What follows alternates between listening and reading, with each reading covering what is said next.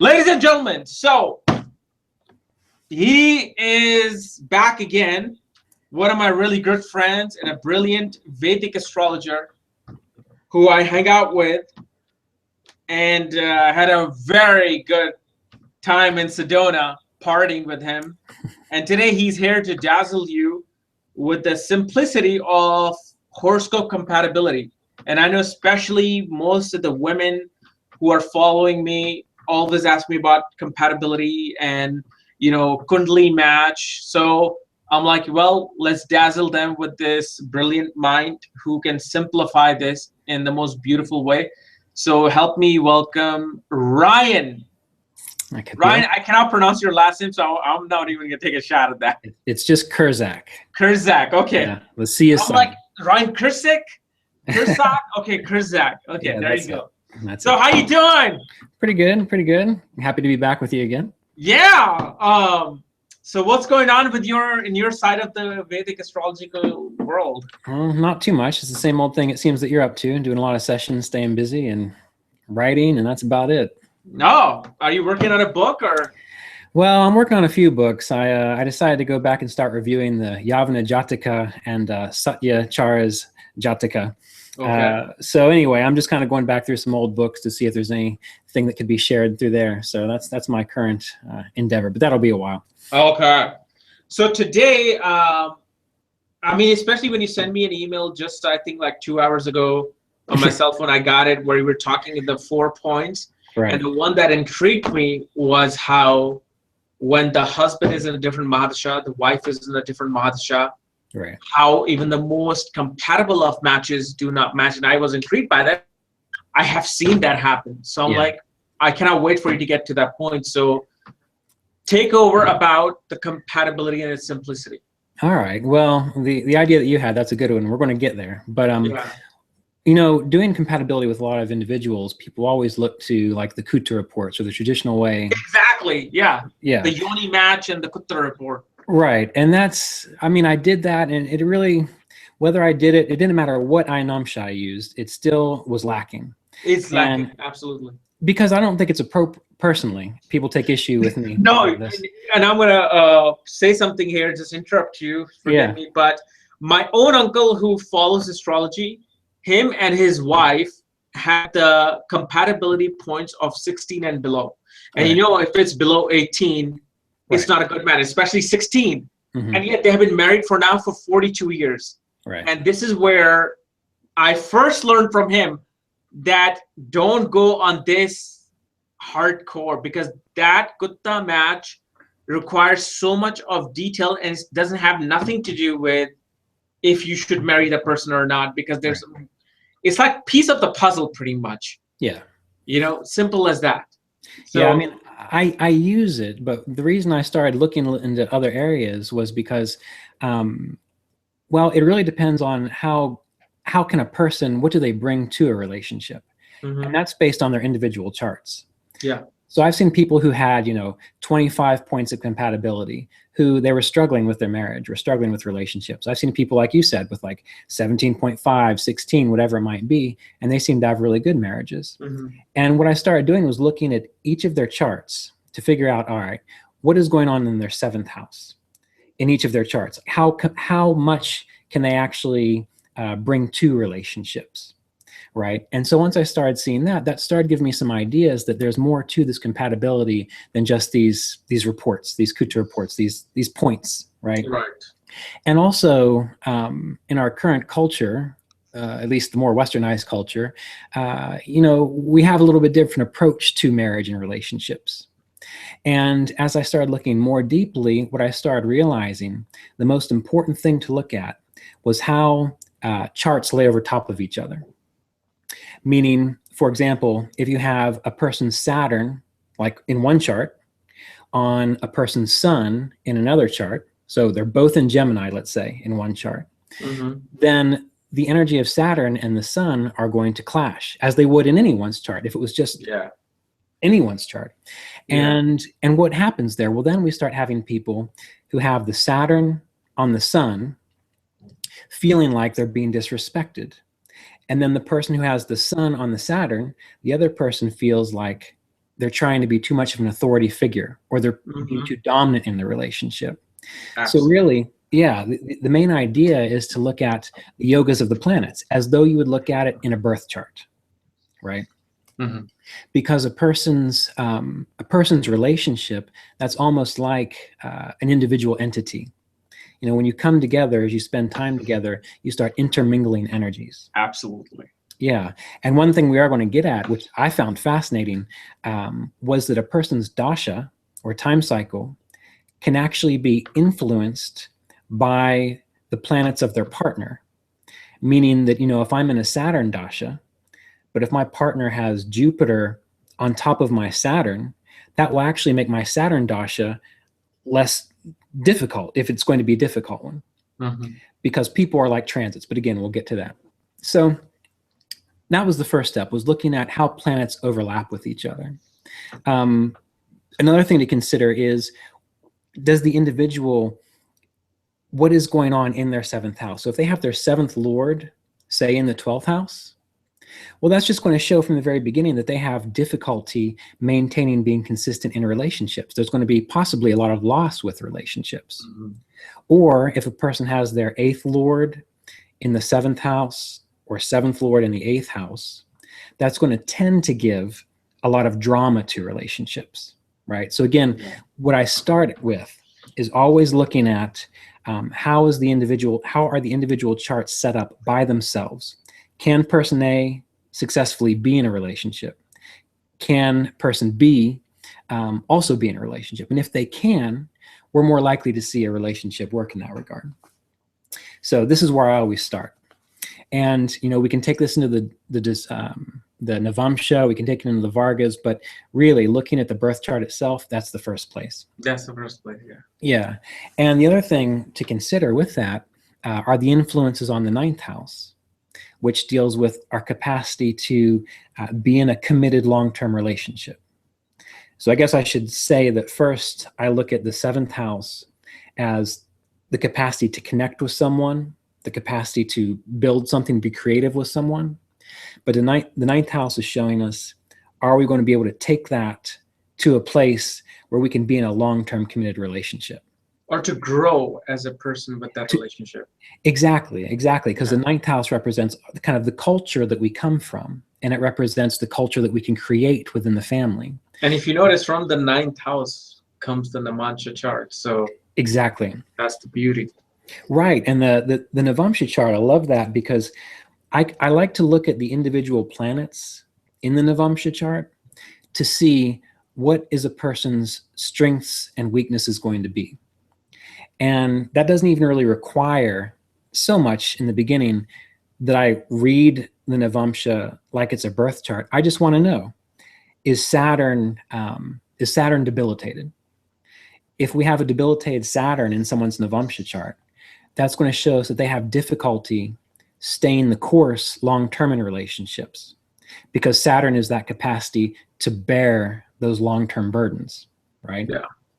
If I see Jupiter is in good dignity, a friend sign, or exalted, that tells me that this person in general is going to find happiness in a relationship. They're just going to feel as though it is something important to them. Yeah. And I see this all the time when they're always saying, when am I going to meet my soulmate? Right. And I look at their Jupiter and I can tell that they really need to work on that Jupiter, because it doesn't matter who they're going to be with. If that Jupiter is not situated well, then they're going to have trouble finding happiness in that, no matter who they're with. And is this specifically for women or both sexes? Because as you know, Jupiter is the karaka of husband. Right. In Vedic astrology. For this particular thing, I'm just looking at Jupiter as one's capacity to find happiness there. Happiness, okay. Right. So again, this takes me back to just looking at a chart in general, where people are asking, when am I going to find my career where I'm going to really feel that I'm fulfilled?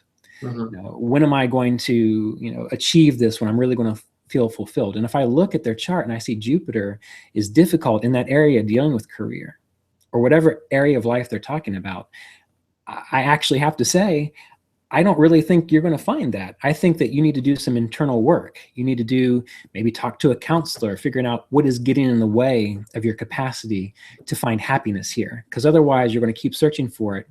And if you don't address that, it really doesn't matter who you're with. You're still not going to be happy. Yeah. Right. So in each planet within the Navamsha represents a different thing. For example, Mercury. Mercury shows our capacity to have a friendship within a long-term relationship, our capacity to communicate what we need. And that's very important in a relationship.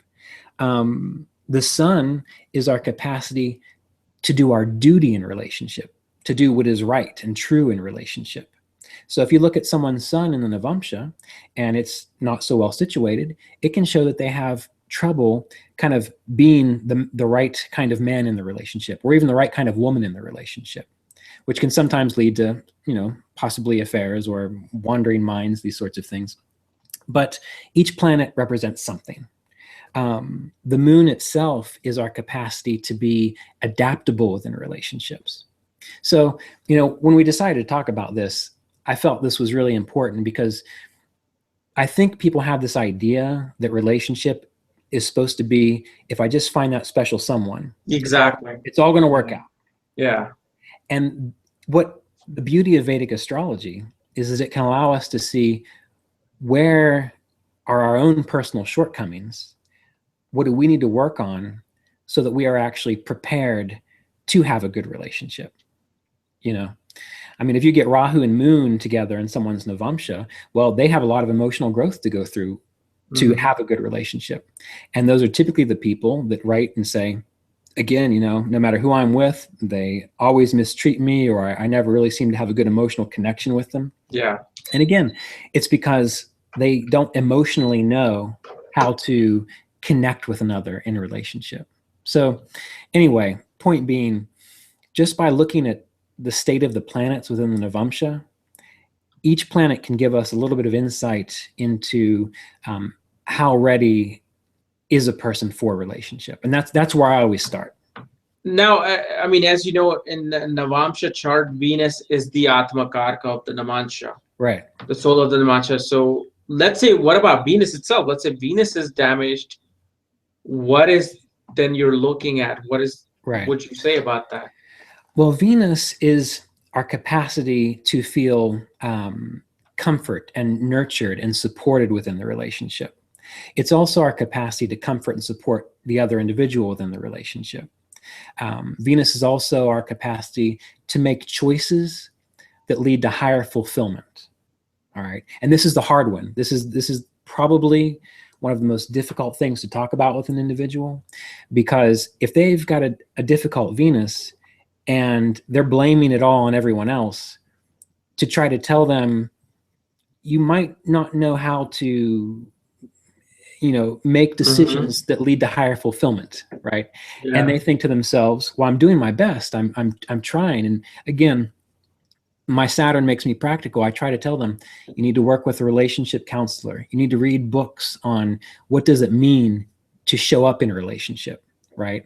Because, if we think about Venus being like the nurse in a sense, that one that brings comfort, don't you want to be in a relationship with someone that knows how to soothe you when you need it, that knows how to allow you to support your own inner joy? That's what Venus does. It's that lubrication in a relationship. Yeah. Hey, you need that, man.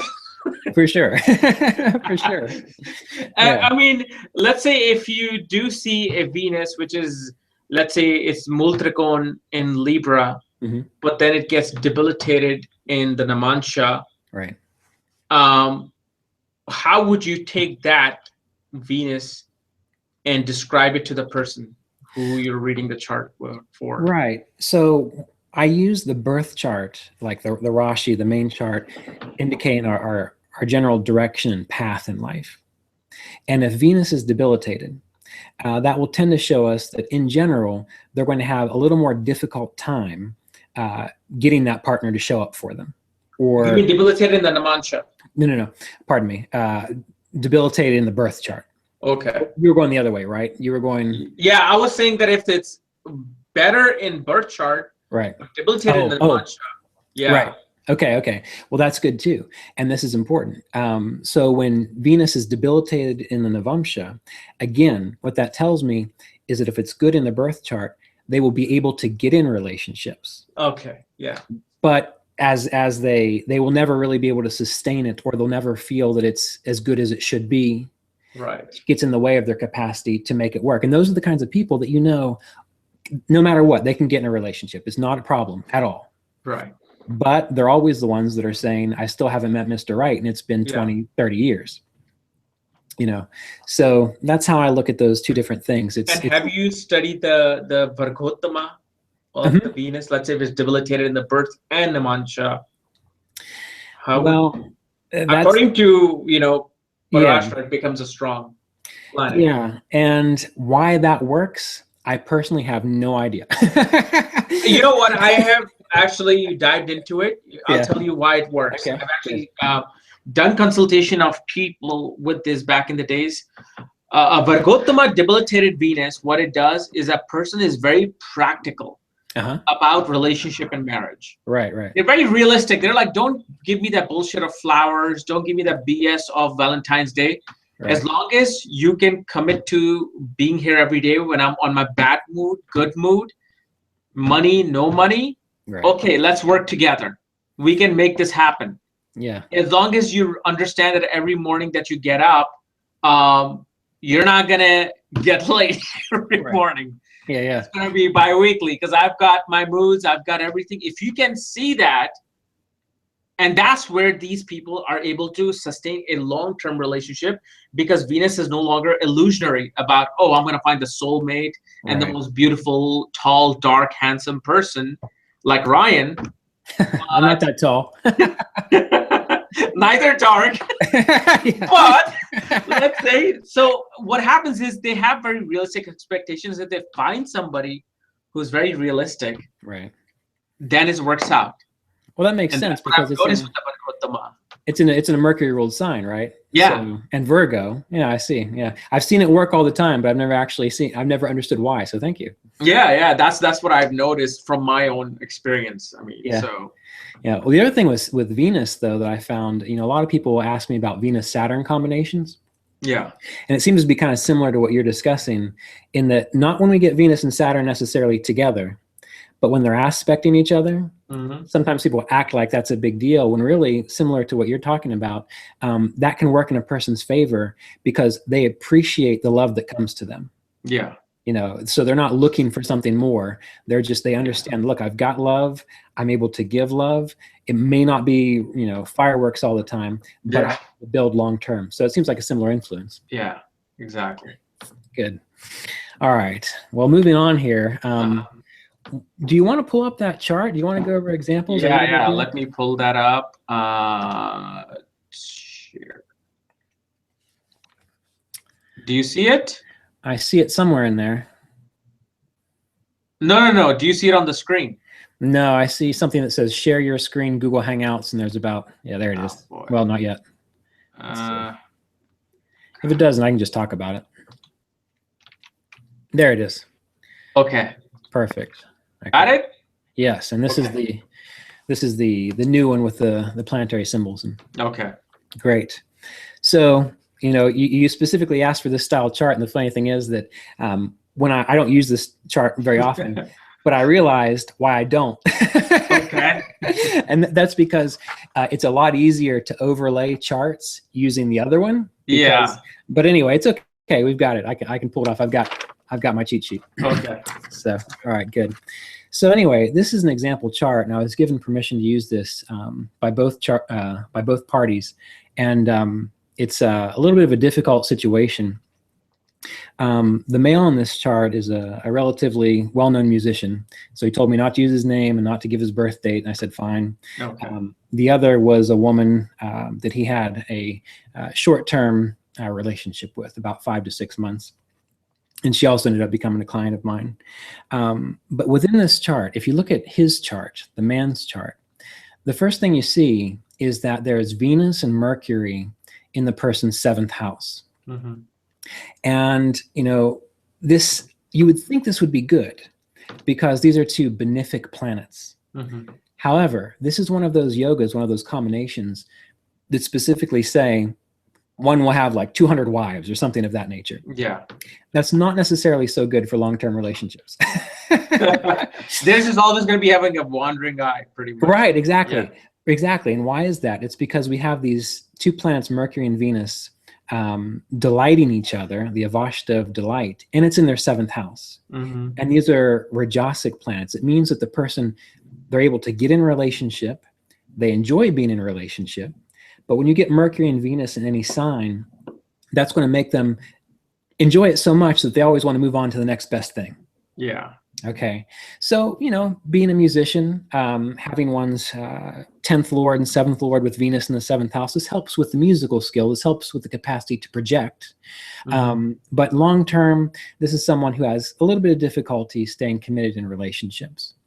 And if we look at this chart, we want to look and see what's going on with the sun. So looking at a man's chart, I always start with the sun. All right. So in his chart, he's got the sun in the 8th house in Cancer with the planet Rahu. Now, this is interesting because anytime we get sun and Rahu combinations together, generally this can give an emphasis on really needing to prove oneself, really needing to like assert one's power and to be a presence within the world. Mm-hmm. But the difficulty with it is that if it's not well supported, the person's trying to assert their power not because they really feel confident about themselves, but because they have a little bit of an inadequacy that they feel they have to really overcompensate for. Mm-hmm. All right. Now, you're going to see why all this is important as we get into it. So now looking at her chart, we see that in her 7th house, we have Jupiter and Rahu. And this is common. I get a lot of clients, especially female clients, who write to me with this Jupiter-Rahu combination, and it doesn't even really have to be in the 7th. It's just stronger here for this kind of illustration. Mm-hmm. Since Jupiter typically rules husband within a woman's chart, whenever we get Jupiter with Rahu, that's going to tend to attract a spouse or partner that's kind of questionable, or they're not necessarily able to trust completely. Mm-hmm. And what that tells us, it doesn't always have to be bad. What that tells us is that the woman just has to work on their discernment within relationships because they're not used to being discerning. Okay. And so we have this, musician who probably does very well with the ladies, as it seems to be from what I've heard. And we have a woman's chart who has Jupiter and Rahu together, which shows that she might attract some people that they seem like they're better mates than they actually are. That's what Jupiter and Rahu does. And when we have Jupiter debilitated, that's what really makes it more difficult. Because now when Jupiter is in a bad situation, the person tends to think things that are good, or excuse me, they tend to think things that that aren't so good are really good. So they're too optimistic. Okay. All right. Now, the other thing with a woman's chart, I like to look at the moon. So if we look at her chart, we see that we have the moon up in the 12th house with Saturn. Now, why is this so important? Because when we get a combination of moon and Saturn together, this tends to make a person have some self-esteem issues. Because the moon starves Saturn and Saturn starves the moon. So the person is really used to looking at sort of the worst case scenario, or they don't necessarily believe in themselves. Yeah. And especially when we have the Lord of the 1st house, moon, in the 12th, they're also going to be a little bit more, they don't always have to be timid, but they're usually a little more reserved. And when we kind of get this synergy together, you ask yourself, well, what got these two people together in the first place? Well, we had a woman who had some difficulty believing in herself, difficulty knowing what to look for in a long-term partner. And we had a man's chart who is very charismatic, has that Mercury and Venus together, who has that Rahu Sun together, which is going to make them a little bit dominating, especially in regards to things like sexuality. And that's because it's coming up in this person's 8th house. So anyway, this chart was kind of fascinating because when he told me, you know, he wanted to do a compatibility because he was really serious about this girl, I chuckled and I said, "Are you sure?" Because, you know, this is like the 5th girl you've brought compatibility with. Yeah. Yeah. And so I told him, I said, if you're really serious about this, I want to do a joint compatibility, meaning I want to know, I want her involved in this. I want her to give me her information, her birth chart, and I want to talk to you both about what the issues are. So I actually told them these things, and they were very conscientious people, believe it or not.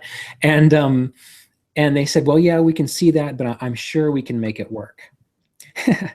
And I chuckled. I said, well, okay. Good luck. But I started questioning what's really drawing these people together so strongly that they're so insistent on making it work. And what I noticed was they have an exchange of the nodes. So if you look at their chart, this person's Rahu is on top of the other person's Ketu. Yeah. And vice versa. And they're within, let's see, about, 3 to 4 degrees of each other. So they're pretty close. And whenever you get a combination of the nodes, this can be good long-term because it can show past life influences coming into play. But really, when you get some difficulty within charts like this, what I found is that the people are coming together to free themselves from whatever karma they might have shared in the past. So whatever difficulties they go through, what I always try to tell them is just say to yourself, I'm glad I'm done with that karma. Exactly. Yes. So you approach it as though it's the activity is actually burning out the karma. Like you're paying your debt off from past life.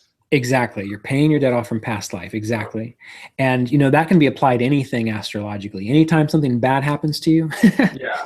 I always say, yes, it was bad, but just say to yourself, I'm glad I'm done with at least that portion of that karma. So anyway, one thing that will go on with this particular chart deals with the Navamsha. So if you look at the Navamsha, let's see. Are you the one in charge of this screen, or am I able to do that? Yeah, I am. Are you able to zoom in at all? It's okay if you're not. Yeah, let me see here. Do you see that? Yeah, there we go. That's perfect. Okay.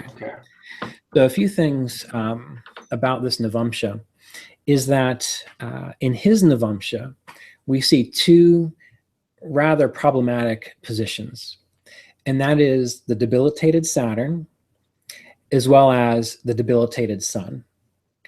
And again, you know, when I was talking to this person, I've counseled him multiple times. We've discussed this, so he's very aware of it. I said, when things get difficult, when things don't go your way, you're going to have a tendency to want to bail because of that Saturn.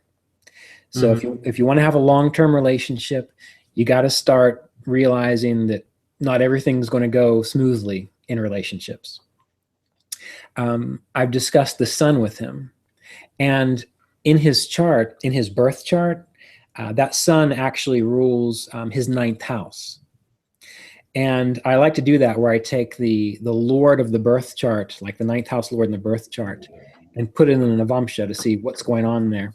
And his Sun being debilitated, one of the things that this tells me is that he has difficulty doing that right, true, and just thing in relationships. Now, you add that with that Mercury and Venus in the 7th house, you know, we see what that's kind of a recipe for.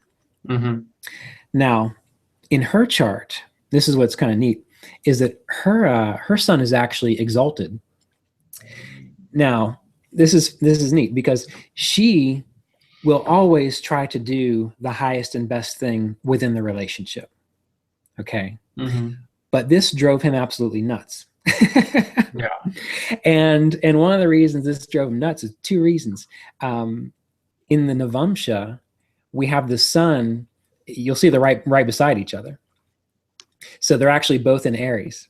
So she has this exalted sun looking at his Saturn and saying, look, you're not doing the right thing here. I know you can. She was trying to inspire him to be a better person. And that drove him nuts. So really, of this whole relationship, that was what finally pushed the two of them apart. Yeah. So, yeah. So when I'm looking at these charts, this is how I start to approach any kind of relationship compatibility. I look at the individual charts, the birth charts, and then I look at the individual Navamsha charts and see where are their yogas, where is their overlap of planets, and that's going to tell me how these people are going to come together and what their experience is going to be. Now, can you zoom out just a little bit, and we'll go over this just... Yeah. All right. So one final thing, just to give some examples of how people influence each other, is that within both of these charts, where the man's Venus and Mercury is, they're in Gemini. In the woman's chart, Moon and Saturn are also in Gemini. So these are planets that are overlapping each other. And this is really good for the woman, especially in regards to 12th house things, which deal with bed pleasures, which also deal with managing one's expenses. That's what the 12th house represents. So throughout this relationship, this woman, this was probably the best intimate relationship she had ever had because of that Mercury and Venus. So this fellow knew what he was doing in that regard, but it's because it's falling in her 12th house of bed pleasures. This man also helped this woman with her debts. So she had a lot of credit card debts and she was having some difficulty with her finances. And because that Mercury and Venus was in her 12th house, he actually contributed to supporting getting her out of debt.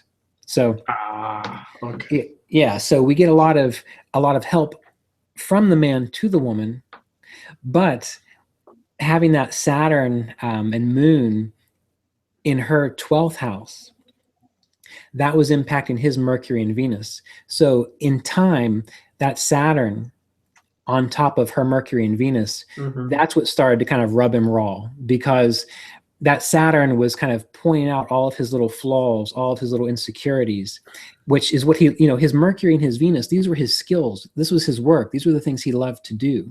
So in time, the friction even came up in that regard too, but that was because of the person's Saturn on top of these really great planets in the 7th house for the man. Wow. Okay. Yeah. So anyway, when we look at charts, there's at least 8 more points we could go over, but I'm not going to, because I think that was a lot. But the whole idea is that when it comes to looking at compatibility, the first thing is to see what is a person's capacity for relationship. The second thing is to see how planets overlap from one chart to the other. I see. Yeah. So I have a question then for Yes. this. I don't know if I'm on again. Yeah. So everybody will have a pro and a con when you're doing compatibility. Right. So what is, in your experience, you have seen that marriages work out for 20 years, 30 years, while somebody's wife will have their Saturn on the husband's moon, right, or their Mars on their Mercury. So what is that key that you noticed that actually sustains that relationship? Well, Saturn, we've been talking a lot about Saturn as being difficult. Yeah. But he's good for a relationship because he gives longevity to the relationship. Yeah. So really, Saturn needs to be, in my experience, needs to be in good dignity, or maybe aspected by Jupiter or aspected by Venus. And, even if there are difficulties in the chart, if we have these kinds of aspects to a person's Saturn or to a person's Mars, everyone's going to have problems. I mean, and that's, whether it's Mars making you fight, whether it's Saturn making you suffer together, everyone's going to have that somewhere. So there's no perfect relationship. What it comes down to is, are you able to understand the other person and kind of meet them where they are, and again, support them along their path. So one of the things that I always tell people is, look, if you're looking for a relationship to complete you, if you're looking for a relationship to make you whole because it's the thing you think is going to solve all of your problems, what you really need to do is say to yourself, how can I come to a relationship where I am going to be able to say, look, you've got your path, I've got my path. I love you and I'm going to support you on your path, and hopefully you'll do the same. And as long as we can move together in that fashion, then we're going to have a successful relationship. So really, when it comes to compatibility, I have seen people with really difficult charts, but as long as they were able to love and accept the flaws of the other person, they were able to make it work. So how did you see that acceptance in their chart? Like, okay, they were able to accept the other person's flaws and just work with it. Right, right. What was the key? Usually that always comes back to the Navamsha. Okay. So if I'm looking at a person's Navamsha, again, it's that whole idea that if their Venus is again aspected by benefic planets, or if it's in good dignity, they're going to have a better capacity to accept and love the other individual. Okay. Whereas if the Venus is say starved by Saturn or hurt by other malefic planets, they're going to find more problems within the relationship, right? So the key within the Navamsha is always, in my mind, the state of Venus and the state of Jupiter primarily. Are you going to be able to find happiness in the relationship? Are you going to be able to find comfort and to be able to support the other person, Venus? And then I look at Mars and Saturn. And why is that? Because Saturn, again, is that long-term capacity to bear the burden of relationship, because you are taking responsibility for another individual. Yeah. Right? You're taking on their karma. And why Mars? Mars is extremely important because Mars will show your capacity to pick fights that are worth fighting, right? So if you've got a debilitated Mars, or again, Mars starved by Saturn, or Mars with Rahu, that's going to show a person who they pick fights within the relationship that aren't really worth it. Does this make sense? You know what I'm saying? Yeah, absolutely. Yeah, they don't. That's why you have breakups, because one individual will say she just picked fights for no apparent reason. For no apparent reason. Usually that's always going to come down to Mars, and most of the time it's going to be like a Mars-Saturn combination or a Mars-Rahu combination, because really Mars only has one enemy, and that's Mercury, natural enemy. And when Mars and Mercury get together, that's difficult because that makes a really high maintenance person. So this is important. For those of you who might have Mars and Mercury together, if you find relationships don't necessarily work out for you, consider the possibility that one may be a little too high maintenance or a little too picky. No one ever listens to me when I tell them that. Of course, they got the Mars and Mercury together. But what gave you the, how can you say about the maintenance part with Mercury and Mars more than, like, let's say, harsh communication in the... Well, it's harsh communication, but Mercury is our capacity to manage the little things in life. Mm-hmm. And Mars is our ideals, like how things should be, right? And so when we get Mercury and Mars together and they're not supporting each other, the person's going to have all these ideas about what a person should do and how they should be. Mm-hmm. And so that's not necessarily a terminator of relationships, but it is something that can really put a lot of strain on relationships as time goes on. Now, is this conjunction or also mutual aspects? I mainly look at conjunctions for Mars and Mercury. Those are the more intense combinations. Aspects will cause problems, but it's those conjunctions that are the more important things. And especially when we're overlapping charts, seeing like Mars and Mercury, like say someone's Mars is in Leo and someone's Mercury is in Leo, just as an example. Well, when we get those two people together, they're going to tend to kind of pick at each other a little bit more, because what I have found, again, treating charts as though they're treating relationships as though they're people. We have conjunctions within a birth chart. If we overlap charts, we can look at that as though it's a totally new individual. And that will tell us what the experience of the relationship is going to be for the individuals.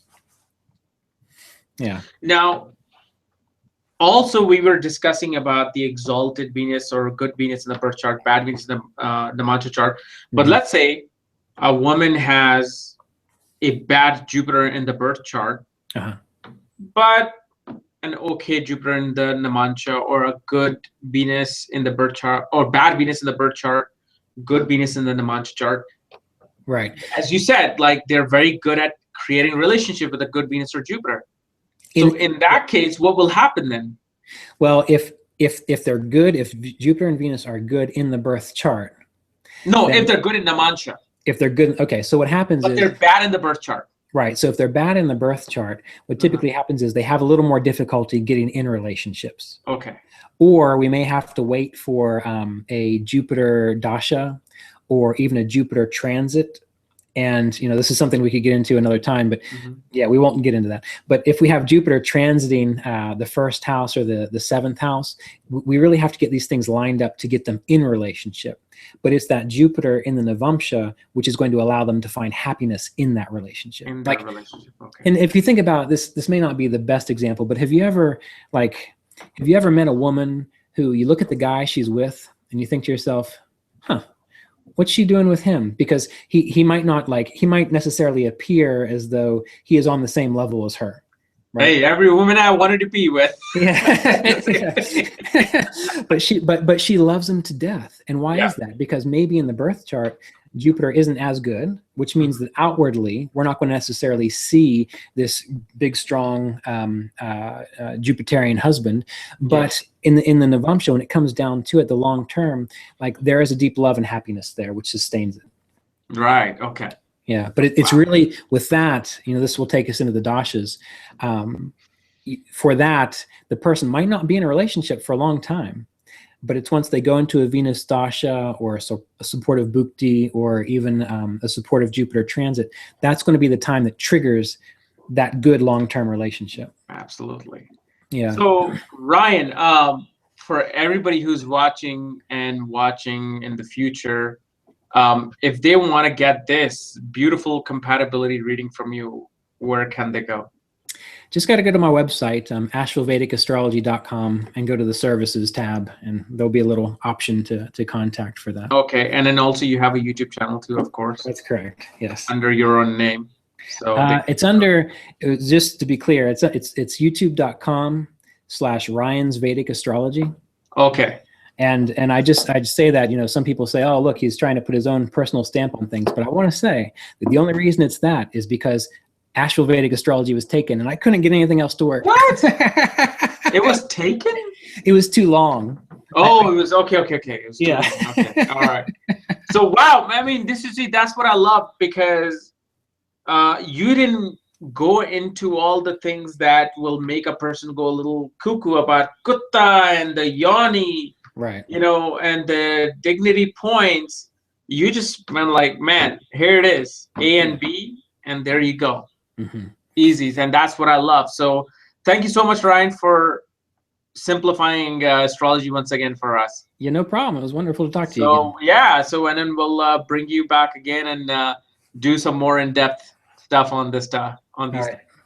Sounds good. Thanks, Kapil. Great. Thank you, Ryan. Yeah, take care. Bye-bye.